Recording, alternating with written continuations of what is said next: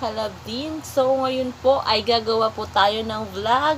And this is all about my night routine.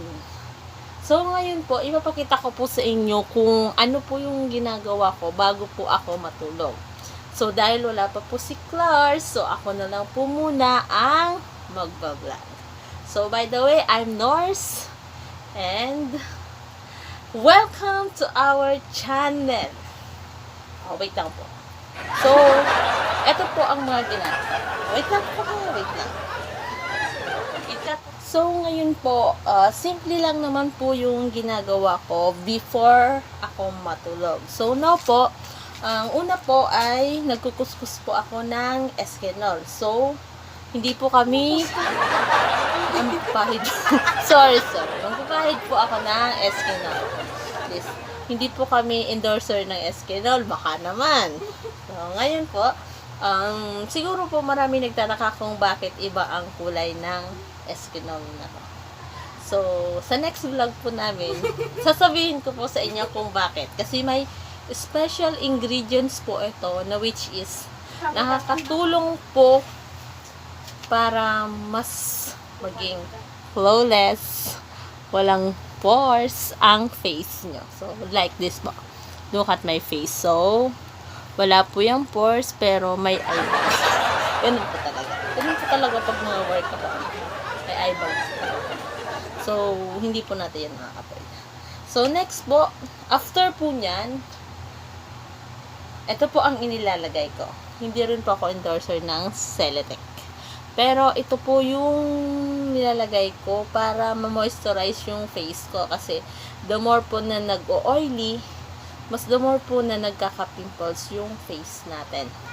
So, ito po ay Celetec Hydration Facial Moisturizer. So, moisturizer po ito.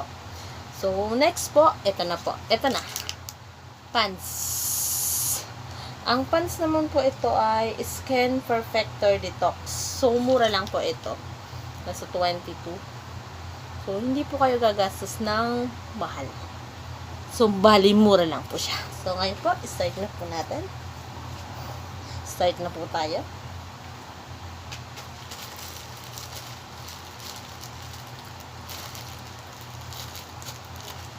Cotton Escanol with the special ingredients. And of course, yan. Wait lang po medyo. So, ako po talaga, pag naglalagay po talaga, ganyan ako. Lagi akong ganyan. Kasi, ayaw ko po na, yan. No, I don't have. Yan, ganyan po. From here, sa ilalim ng mata, dito po, may ilong.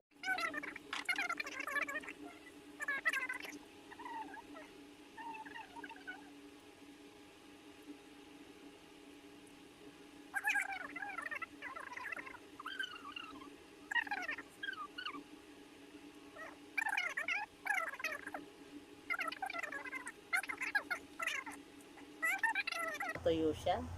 Then, after nyan po ay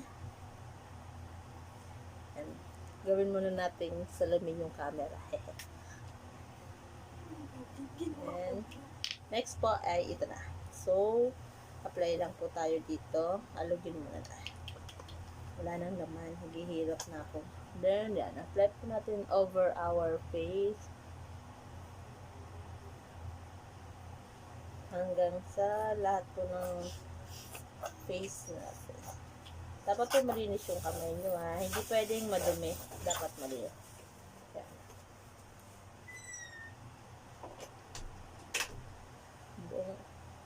Yan, dito po. Pag mga tinatamad na, ganyan na lang. Ang importante lang po ay malagyan natin yung buong face natin.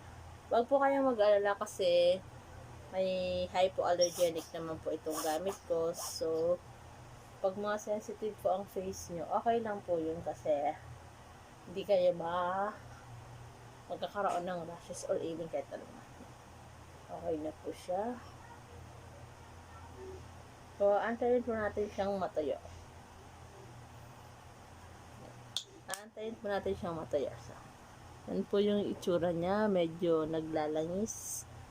Kasi nga po, yun yung pinaka-special talaga niya. Medyo naglalangis siya. Yan. Habang natutuyo po, masahin na rin po natin yung face natin para mas ma-relax po. Mas nakakatulong po ito para maging mas maganda yung aura natin. Yan.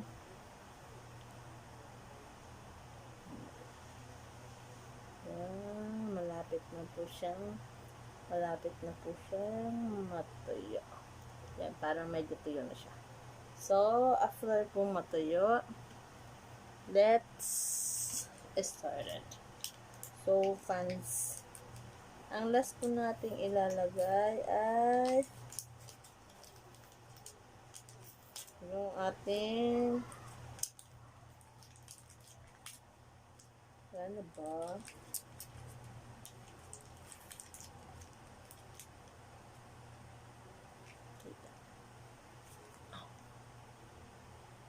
Yung face. So, ang next po nating ilalagay ay ito na po. So, next is yung pants. Of course po, over the face. So, kung marami po, mas maganda kasi mas na-absorb po ng face natin. Kung may mga pimples breakout din po, okay lang po ito. Pero dapat yun nga po, sabi ko sa inyo, dapat po,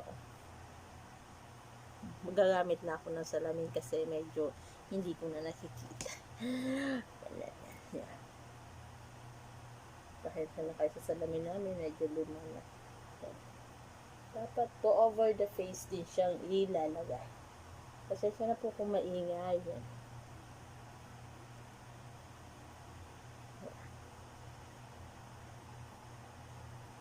Okay lang po siyang madami. Mas mabuti po kung madami kasi mas maganda yun. Kasi mas na-absorb ng face na.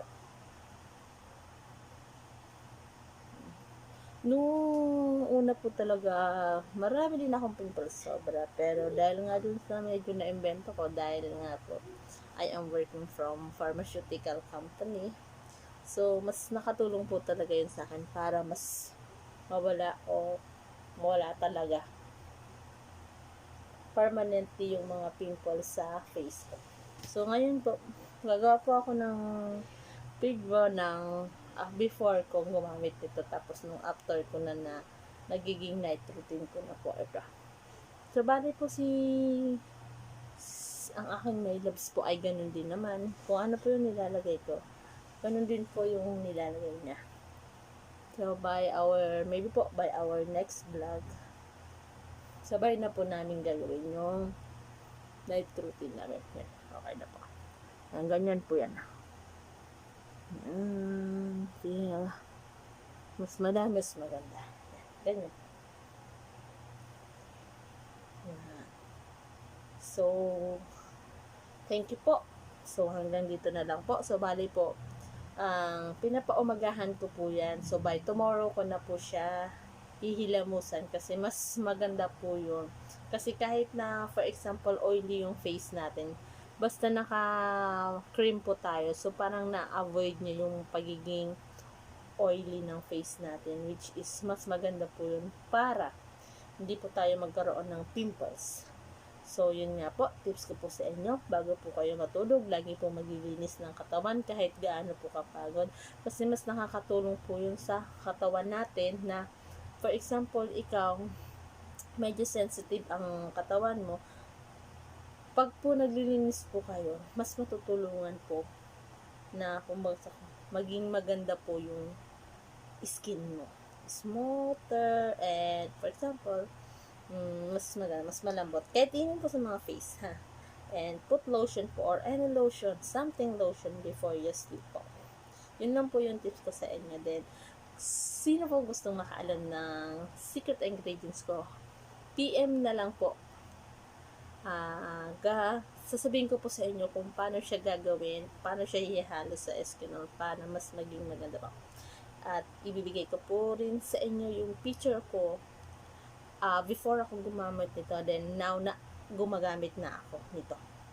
So, masasabi ko po, sobrang grabe ng pagbabago po, especially sa pagiging mas maputi po ng face ko ngayon, and hindi na po lumalabas yung mga acne ko o yung mga pimples ko. Yan, medyo wala na po talaga siyang pimples compare naman po before. Okay? Thank you po sa panonood. I hope po na na-enjoy nyo po ito.